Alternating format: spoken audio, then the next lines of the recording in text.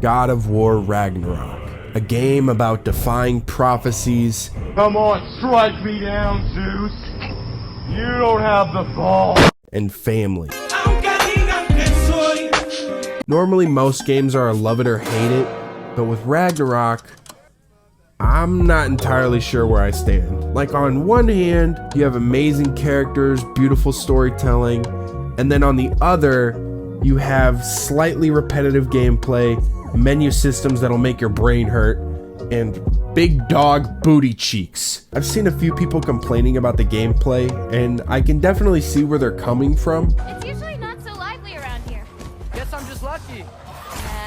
You're just Loki. But most of their complaints about the game are just ridiculous. Of all the things that are wrong with the game, some people are choosing to be upset with the linear storytelling and long cutscenes. And it felt like I was on a leash being led by developers instead of truly exploring the game the way I wanted to. When it comes to the overall structure of AAA games these days, they all feel the same to me. Icons aplenty, characters constantly talking in order to feed exposition, and you can always feel the hand of the game's developers on your shoulder. But this game isn't like Call of Duty Vanguard. You speak Japanese! You're not watching the game the whole time. And if anything, there's not enough cutscenes. The cutscenes are more like interactable sequences between combat, and dude, oh my god, the Thor fight at the beginning of the game is so good. Oh!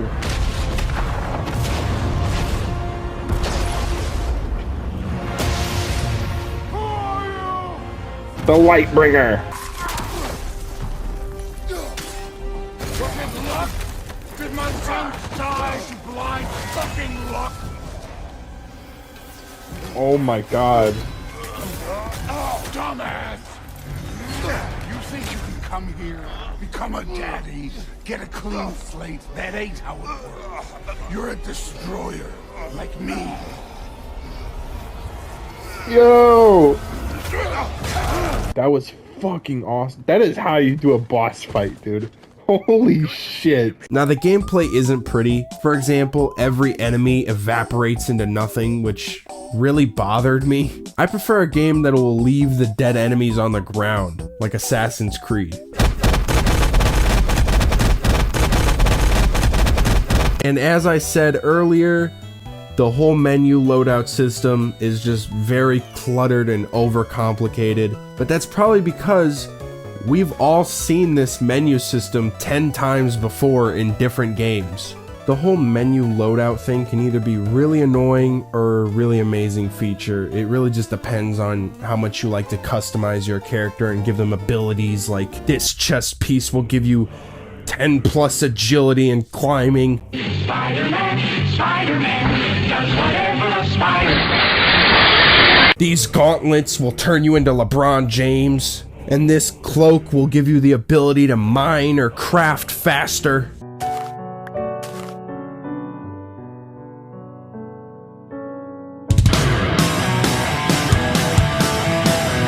But there is one issue with the gameplay, and that is the repetitive gameplay loop that is going to a place, enjoying the view, get attacked, do a puzzle, get attacked again, do another puzzle, get attacked even more, get even more puzzles. And it's the same problem with every puzzle. Come boy, we need to go through this door. It's locked. Maybe climb up there and get a better angle. And then you do that about 15 times and the mission's over. Now, before I continue the review, I have to come clean about something. I played the entire game on the easiest difficulty. Okay.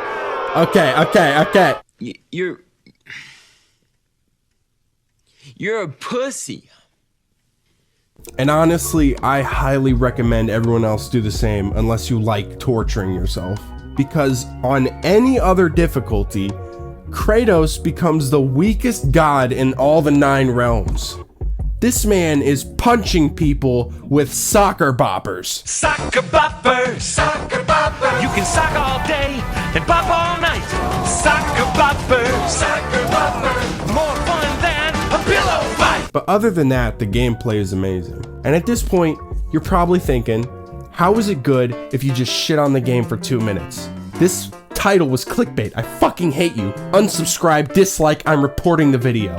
Well, if you let me finish, even though the gameplay loop is a little repetitive, there are a few missions that break that loop and are absolutely amazing. Like the mission where Atreus has to climb the walls of Asgard, or when Kratos has to visit the Lady of the Forge. Hell, even the Lost Sanctuary mission was kind of nice if you look past all the cringy dialogue. Like, my favorite part of that mission was destroying some poor old lady's pottery.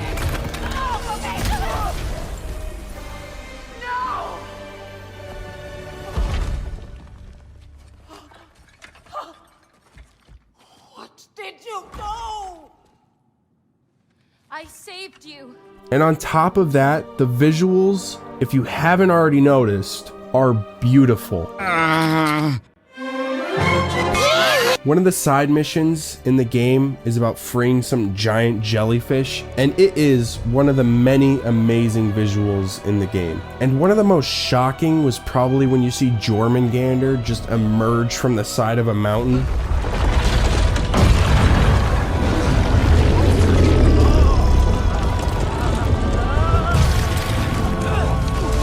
And it's things like this that make the game so immersive. Like, it makes you want to go out into the woods with your friends and swing foam swords at each other. You know, maybe your friend has a nunchuck and a fedora. How much? There's a man. The man that betrayed me in the worst way possible. Oh, tell me more! You hit him for me. Sounds fun. Come now. Let's see how it feels. That's this. Okay. I am so happy that Ragnarok won Best Score at the Game Awards because it was very well deserved. The music in this game can elevate any scene to be 10 times better than it already is. I think one scene in particular that does this very well is when Kratos visits the three sisters of fate. They have finally reached their destination. Kratos speaks first. I seek my son. You know the child is in Asgard. No, you seek what all who search for us seek. To know the ending to your story. You are the sum of your choices, nothing more. And because your choices never change, you will learn that Heimdall intends to kill your son in Asgard. And you will do what you do best. And then Ragnarok. The skies burn, the curtains fall. Exunt omnes. Heimdall. Again, he misses the point. Focusing on the second act to the exclusion of the final. A common mistake in storycraft. We are leaving.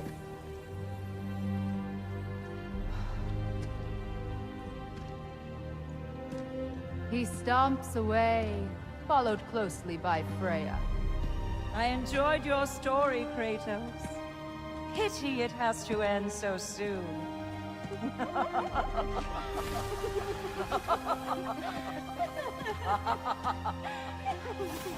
This kind of leads into what I want to talk about, and that is the characters. I think Ragnarok is very, very good at introducing new characters and building them up. And they do this by giving them all their own personal goals and challenges, which really brings the characters to life. For example, Odin. He's seeking knowledge while trying to defy prophecy. And Atreus is trying to fulfill his prophecy without losing the ones he loves. And the only time that the game fails at this is when they're handling Freya. When she's first introduced into Ragnarok, she is literally trying to murder you. Freya, we're not your enemy! Freya, what? And then after a single mission together, all is forgiven. It's a little stupid, but it makes up for it with the boss fight at the end of the mission.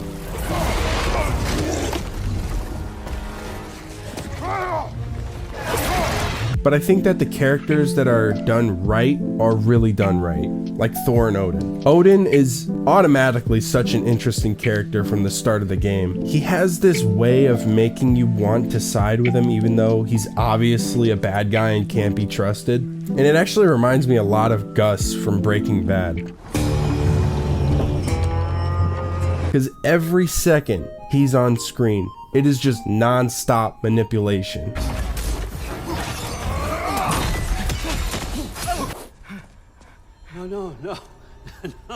No more fighting. No. And then probably my favorite character in the game, Thor. Hey, I'm Yucko the Clown. What's your name? I'm Thor, the god of thunder, the son of Odin, wielder of the lightning. Whoa, did you make that outfit yourself? Thor cannot reveal who made the armor of the god of thunder, mortal. You're retarded. Who is very likable for some reason. And it might just be because he skips all the annoying puzzles. There. It looks like there might be a ledge we could reach. If we... Too slow. Hey! He's just a beaten man who's tired of doing everything Odin wants. And in one of the funniest missions in the game, you can really see where he is mentally. More, don't you think?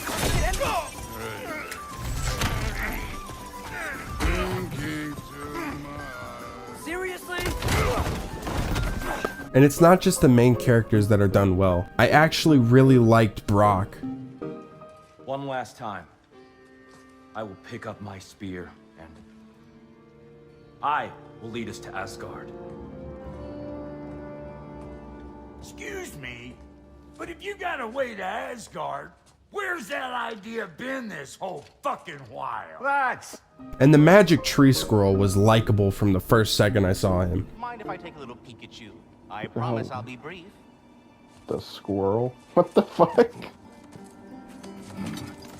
Okay. My goodness, what a strapping physique. There are more characters that are done well, but talking about all of them would just take way too long. Look out!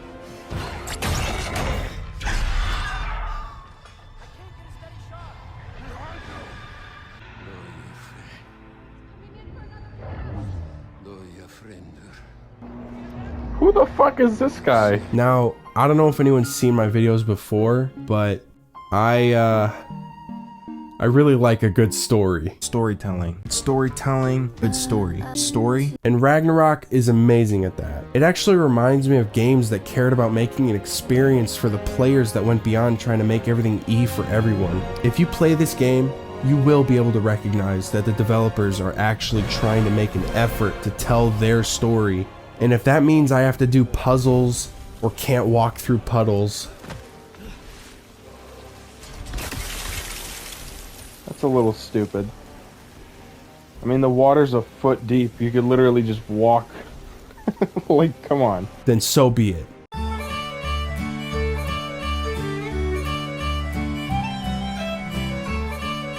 This was actually my first God of War game, and going into it, I was moderately confused. What the hell? I don't know what the fuck is happening. I recommend everyone go play the first part like I should have, but even if you don't, this game is definitely an experience, and I think that most people will like it. Sure, it has its issues, but I think that most of the bad reviews are just YouTubers trying to shit on the game for views. It could also just be burnout. A lot of these reviews were made by people who speed ran the game so they could get the first review out as fast as possible.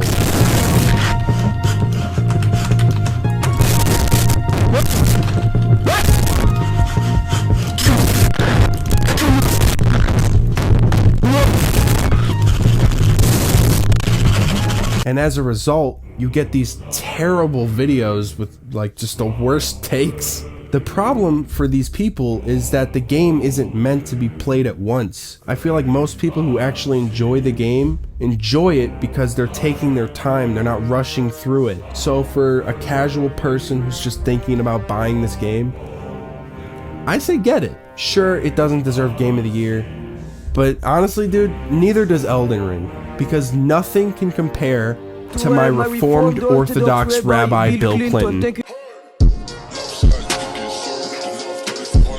It's an 8 out of 10! It's an 8. It's an 8 out of 10. It's an 8. Wait, hang on. Shit. It has my badass seal of approval.